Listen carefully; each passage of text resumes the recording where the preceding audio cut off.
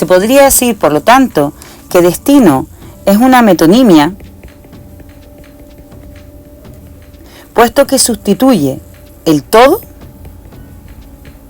que sería el destino, por la parte, que sería la vida. A continuación, voy a ir diciendo los recursos en el orden en que aparecen. A continuación, podemos encontrar esta antítesis bellísima.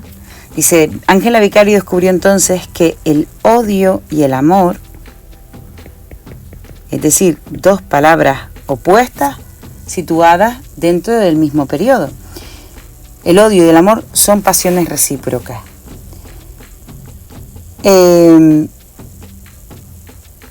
A continuación dice, cuantas más cartas mandaba, más encendía las brasas de su fiebre.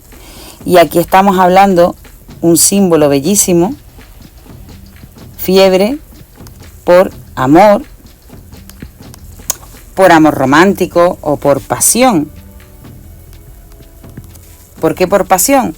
Evidentemente por la relación entre el amor, la pasión, la sensualidad y el calor, como la fiebre.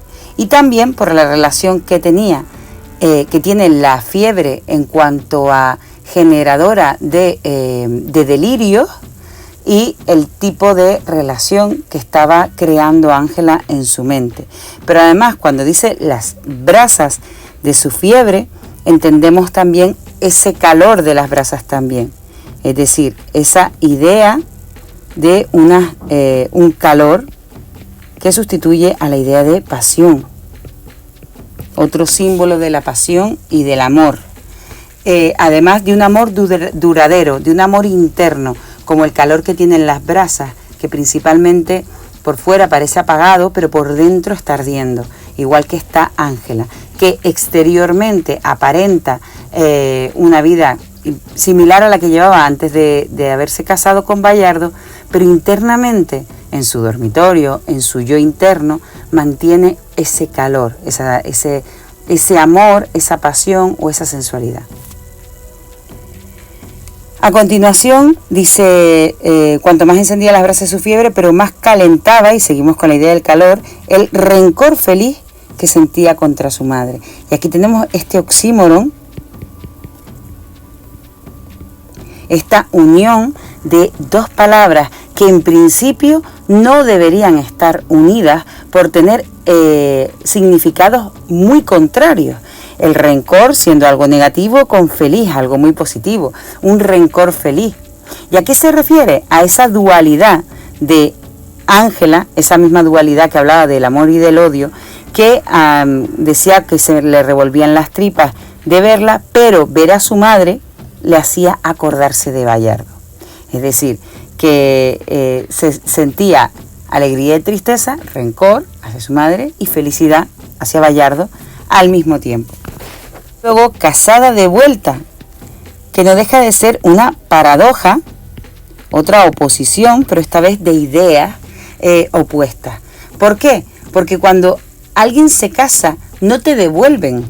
O sea, a Ángela sí le pasó, pero además le pasó textualmente, literalmente fue de vuelta.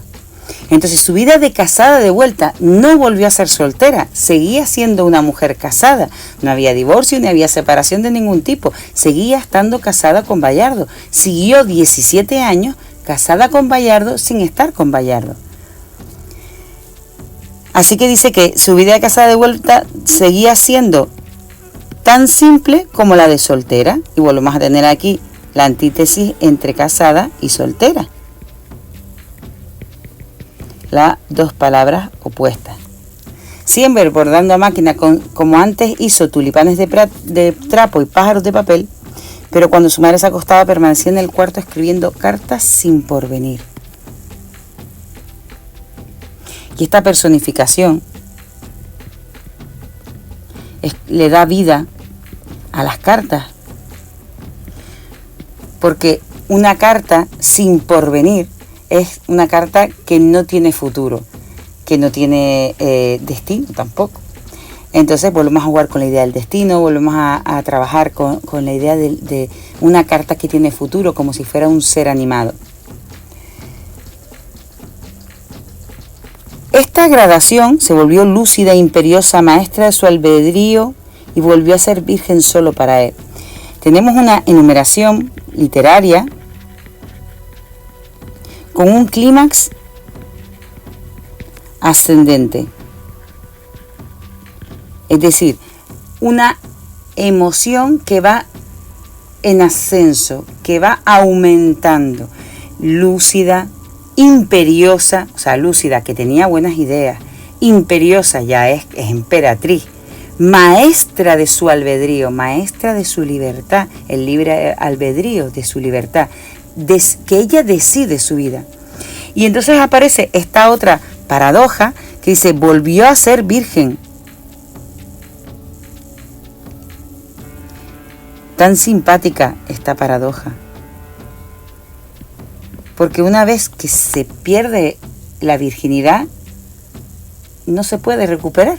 Entonces resulta paradójico, ideas que son contrarias. Volver a ser virgen no es acorde a la realidad. Seguimos con no reconoció otra autoridad que la suya, ni más servidumbre que la de su obsesión.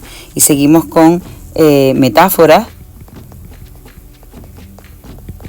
que sustituye servidumbre en el sentido de que Ángela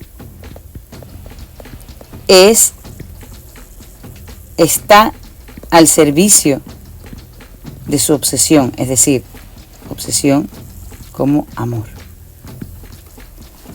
obsesivo. Pero el autor utiliza la palabra obsesión porque no es un amor saludable, no es un amor libre, es un amor doloroso, un amor lleno de angustia, de necesidad de que regrese.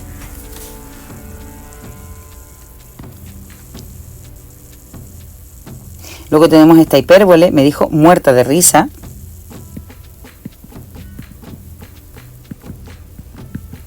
Esta exageración, evidentemente, es una forma de hablar. Y tenemos nuevamente otra gradación, esta vez otra enumeración, esquelas de compromiso, después fueron papelitos de amarte furtiva, billetes perfumados de novia fugaz, memoriales de negocios, documentos de amor, cartas indignas. Poco a poco va elevando con esta enumeración, poco va en un clímax también ascendente, va mostrando esa idealización de la relación que tiene con un bayardo al que no conoce, porque empieza por el compromiso, luego se convierte en su amante, después su novia fugaz, memoriales de negocios, su mujer ya casada, ¿no?, con documentos de amor, el amor ese que le dijo en su día su madre que aparecería, sí ha aparecido, y luego cartas indignas, ya llevado al extremo de su obsesión, de su pasión, de su rabia por no lograr lo que quiere. Dice él después, una noche de buen humor, es decir, una vez más, añadimos una personificación, un rasgo muy habitual en Gabriel García Márquez, una personificación que sugiere que la noche tiene el estado de ánimo de un ser animado y concretamente que la noche tiene el estado de ánimo de Ángela. Este paralelismo, 6 veces cambiaron la empleada del correo y 6 veces consiguió su complicidad. Este paralelismo enfrenta pues esas dos oraciones que repiten una estructura sintáctica. Esa repetición consigue enfatizar la tenacidad de Ángela, precisamente mediante ese recurso de repetición que es el paralelismo.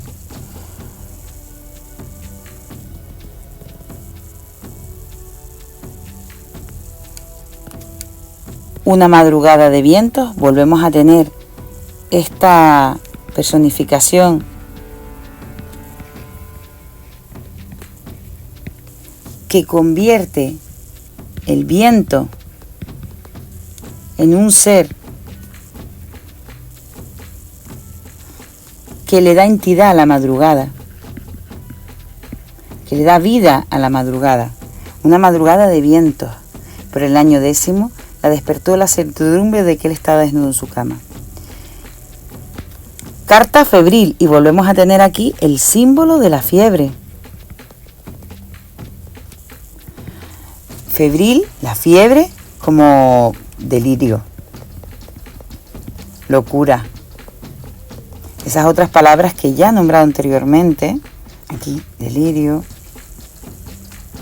locura. Una carta febril de 20 pliegos en las que soltó sin pudor las verdades amargas. Y de alguna forma tenemos aquí una sinestesia. Es decir, la conjunción de dos elementos que se perciben por sentidos distintos.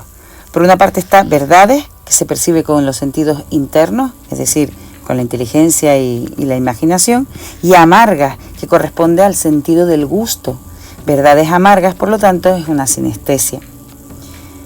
Las verdades amargas que llevaba podridas y con podridas volvemos a dar, a personificar. Una personificación o prosopopeya que vuelve a entregar cualidades de seres vivos a algo que además no solo no es un ser vivo, sino que además alegóricamente quiere representar un ser vivo, una idea abstracta, como es la verdad. Le habló de las lacras eternas. Un lacre es un sello con el que se cierra con cera ardiendo, se cierra una carta para dejar claro que esa carta, quien la recibe, esa carta está cerrada. Entonces, cuando habla precisamente de las lacras eternas, es como ese sello viene a ser un símbolo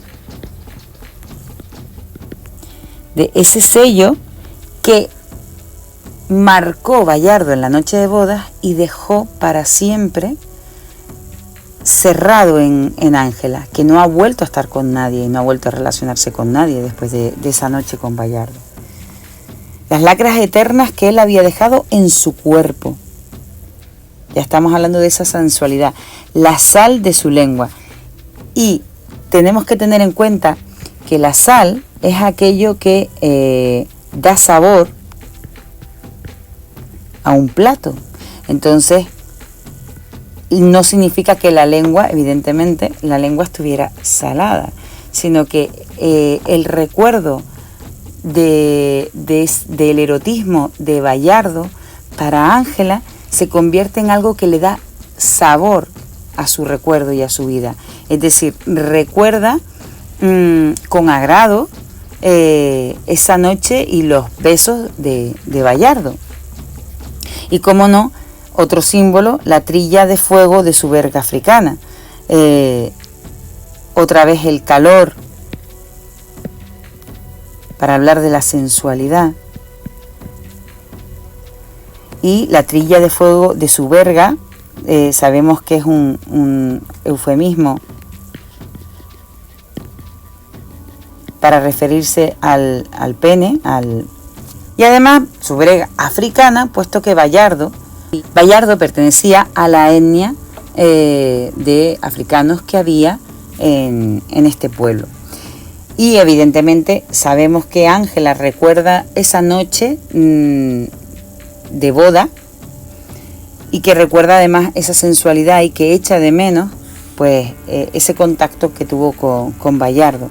El que diga que esto lo escribió en esa carta y por fin soltó sin pudor las verdades amargas, deja entender que todas esas cartitas de amor que escribió anteriormente, en realidad, en todas ellas lo que quiere es que Bayardo vuelva y repetir pues esa relación sexual que tuvieron en la noche de su boda.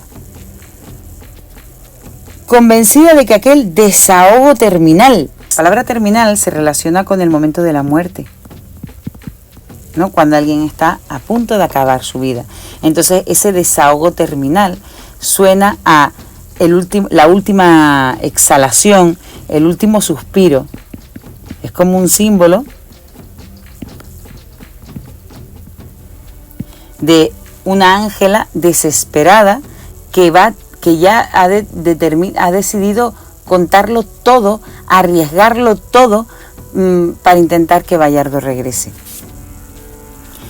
Y de hecho, hablando de la muerte, dice, ese desahogo terminal sería el último de su agonía. La agonía es el momento antes de la muerte, un símbolo de muerte, o sea, de dolor. Y teniendo en cuenta que habla de dolor, el dolor sería una parte de la agonía. Así que tendríamos el todo por la parte, una metonimia. Mediodía de agosto, y esta expresión también es comentable, porque en vez de contar que era en la hora del mediodía, a las 12 de la mañana, habla de un mediodía de agosto como si el día estuviera dividido, como si el día que regresó Bayardo no fuera un día entero, sino un día a la mitad. No deja de añadirle un toque de humor a la situación, sobre todo teniendo en cuenta que el día que regresa Bayardo se expresa como si fuera mediodía solo, como si no fuera un día entero, después de haber estado 17 años esperando por él. Aquí tenemos ahora una descripción física de Bayardo. Estaba gordo, se le empezaba a caer el pelo y ya necesitaba espejuelos, o sea, gafas para ver de cerca. O sea, estaba mayor, estaba envejecido. Esta descripción física termina en que ella se estaba viendo tan disminuida, viéndola a él tan disminuido como estaría ella. Luego también sigue con la descripción también de la ropa, ¿no? La camisa empapada de sudor, como la había visto la primera vez en la feria, la misma correa, las mismas alforjas, pero descosidas. Es decir, todo esto nos revierte a la idea de vejez. Bayardo estaba más viejo, pero sus objetos, esta descripción de los objetos, también denota vejez y sirven como símbolo del paso del tiempo.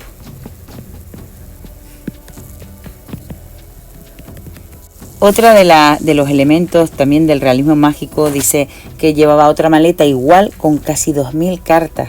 O sea, es tan desproporcionado y resulta, dentro de esta historia, resulta tan creíble que Ángela llegara a escribir 2000 cartas en 17 años. Estaban ordenadas por sus fechas, en paquetes cosidos con cintas de colores y todas así.